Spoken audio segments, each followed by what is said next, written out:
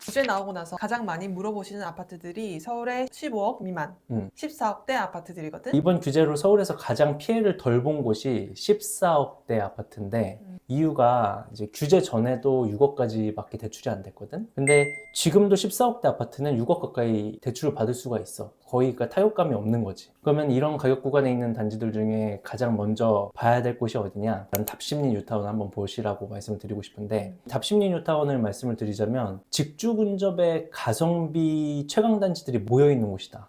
난 이렇게 말씀을 드리고 싶거든. 평지고, 그 다음에 강남 40분대, 광화문은 20분대, 여의도는 30분대로 3대 업무지구의 직주 근접이 아주 이제 강점인 지역이지. 또 동대문구로 주소를 보면 나와 있는데, 지도를 펼쳐놓고 보면 성동구나 마찬가지일 정도로 성동구에 붙어 있어. 그러니까 동대문구이지만 성동구 느낌의 동대문구인 거지. 그러니까 입지가 그만큼 좋다라는 거야. 여기에서 대장을 맡고 있는 단지가 이제 레미안 위브.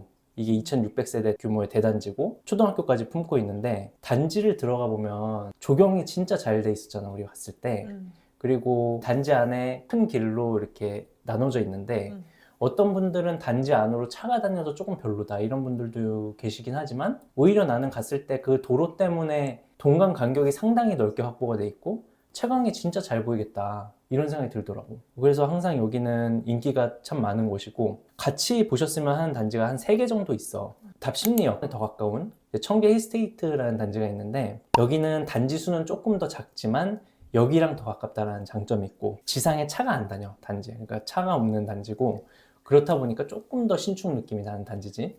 항상 레미안 위브랑은 가격으로 엎치락뒤치락 이제 경쟁을 하는데, 여기도 25평 14억 후반으로 실거주가 가능하고, 레미안 위브도 지금 25평이 14억 후반으로 매수가 가능한 상황이야. 그리고 레미안 위브 위에는 레미안 미드카운티라는 단지가 있는데 거의 붙어 있어. 근데 5호선이랑 조금 더 멀다는 단점이 있긴 하지. 그래서 그런지 조금 더 가격이 싼데, 이 단지의 장점이 뭐냐면 29평을 갈 수 있다는 거야. 그러니까 평수를 레미안 위브로 갈 때보다 하나 더 올려서 갈 수 있다는 거고, 지금 현재 시장에서. 그리고 오히려 청량리역을 이용하기에는 레미안 위브보다는 여기가 더 가까워. 그래서 이제 매력적이고, 과거 시세를 쫙 뽑아봤을 때 레미안 위브 25평이랑 미드카운티 29평을 비교를 하면 미드카운티 29평이 한 1억 정도가 항상 거의 비쌌던 게 평균이거든. 근데 하도 레미안 위브가 대장단지고 그 중에서 25평이 메인 평수다 보니까 이게 가격이 붙을 때가 있어. 지금이 가격이 붙을 때고, 이럴 때는 실거주 측면으로서는 난 미드카운티가 조금 더 나은 선택일 수도 있다. 투자 측면에서만 봤을 때는 그것도 나쁘지 않은 선택이고, 또 답심리 뉴타운은 아니지만 용두동의 레미안 허브리츠라고 하는 아파트도 좀 같이 보셨으면 좋겠는데, 여기도 1호선을 이용하기 쉽고 지선이긴 하지만 2호선도 이제 이용할 수 있어. 그리고 바로 앞에 이제 동북선 개통될 예정이고, 여기도 3대 업무지구로 모두 40분대로 갈 수 있는 직주 근접을 강점으로 하는 단지야. 여기에 가장 큰 장점은 지금 약간 가격이 저평가 구간인 것 같다라는 건데, 34평이 14억 중후반대 매물이 있어. 근데 여기 34평도 원래는 레미안 위브 25평을 비교하면 항상 좀 더 비쌌던 단지지.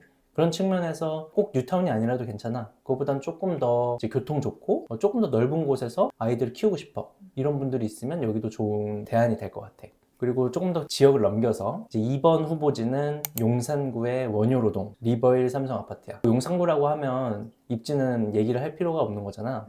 근데 사실 용산구를 한번 우리가 들여다보면 우리 생각에는 한남동, 그 다음에 이촌동만 있을 텐데, 요거는 동쪽을 얘기하는 거고, 서쪽으로 보면 한강로동이랑 원효로동이 있어. 내가 얘기하는 리버힐 삼성 아파트는 원효로동에 있는 거고, 한강로동에는 뭐가 있냐면 지금은 공터로 남아있는 미래 용산 국제업무지구가 들어갈 곳이거든. 근데 이 리버힐 아파트 입장에서 보면 바로 앞에 공터였던 지역이 갑자기 업무지구로 바뀌면서 팬시한 높은 고층 빌딩도 들어오고 업무지구가 생기는 거지.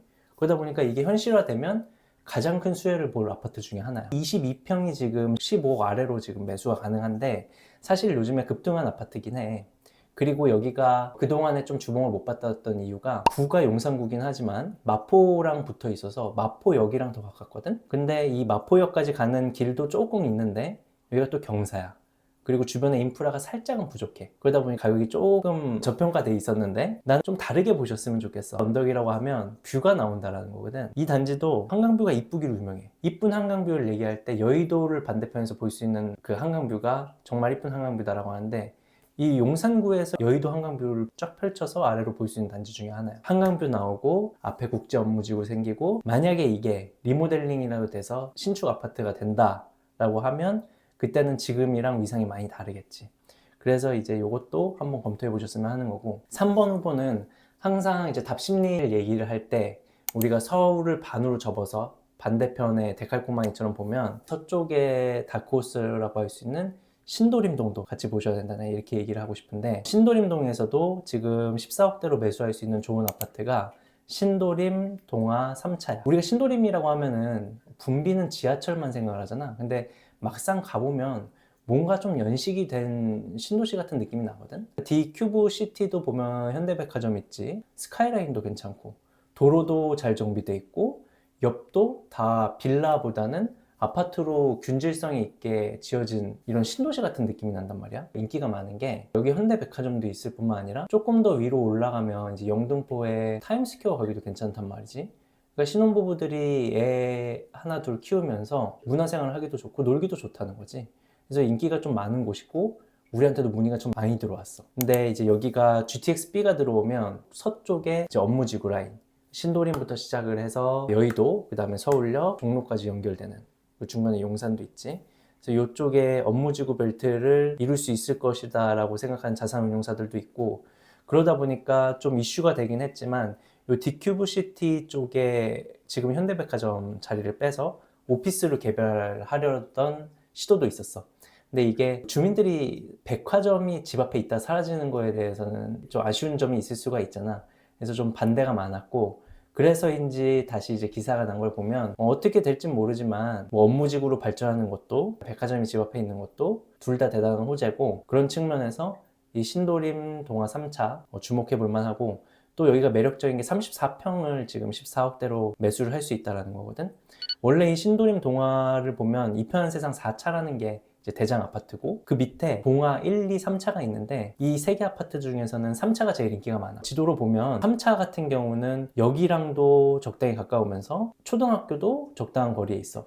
그리고 단지도 이제 800세대가 넘는 단지라 단지 규모도 있고. 그런데 이제 2차 같은 경우는 단지 수가 조금 작고 여기랑 가깝다는 장점이 있지만 초등학교가 멀어서 아이를 초등학교 보내기 조금 힘들다는 단점. 동화 1차 같은 경우는 단지 수는 크고 초등학교를 품고 있지만 여기랑 좀 멀다는 단점, 이런 게 있어서 많이 3차부터 이제 선택을 하는 경우가 있고, 지금 동화 3차가 이제 34평이 14억대로 매수할 수 있는 구간이라 이것도 이제 같이 보셨으면 좋겠는 거지. 이 금액대 추천 아파트뿐만 아니고 지금 규제가 된 서울집을 사도 되는가도 많이 물어보셨어. 그래서 자기의 의견을 궁금해하실 것 같아. 내가 해드리고 싶은 말은, 이미 우리가 이 상황을 7년 전에 똑같이 겪어봤다는 거지. 그러니까 이미 해본 게임이라는 거야. 2018년도, 2019년, 2020년에 이미 나온 규제들을 그냥 한꺼번에 푼 거에 불과하고, 그러다 보니까 똑같은 결과가 나오겠지? 그래서 사람들도 이런 거를 너무 잘 알고 있기 때문에 아마 규제 때문에 가는 조정장, 그리고 매수 심리에 대한 망설임, 이런 것들을 길지 않을 것 같아.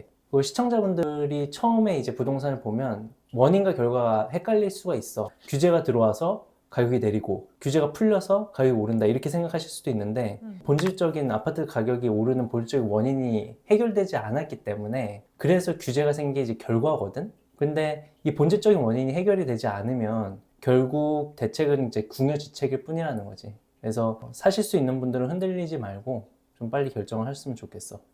혹시나 이거는 팁인데, 이렇게 장기 사이클 시작된 상승장에서는 매수 심리가 꺾이고 저점을 형성할 때가 매수의 황금 타이밍이라고 하거든. 사람들이 이쯤이면 이제 떨어지지 않을까? 이런 시점이 가끔씩 오는데, 그럴 때마다 다시 오르곤 하지. 2023년 이제 1월부터 상승이 좀 시작됐다라고 보는데, 강남은 매수 심리 저점이 2023년 1월, 그다음에 24년 1월, 25년 1월, 25년 4월, 이렇게 볼 수 있거든. 근데 이때 만약에 리센츠를 이 매수 심리 저점, 남들이 망설일 때 이때 샀더라면 24년 1월, 작년 초에만 샀어도 수익률 47%, 10억이 오른 상황. 그리고 25년 1월, 요번 연도 초에만 샀어도 7억 좀 더 싸게 24%의 수익률을 벌 수 있었다라는 거지. 만약에 요번 규제로 매수 심리가 꺾인다, 잠깐 조정장이 온다, 그러면 오히려 과거를 좀 기억을 해서 잠실만 이런 식이 아니니까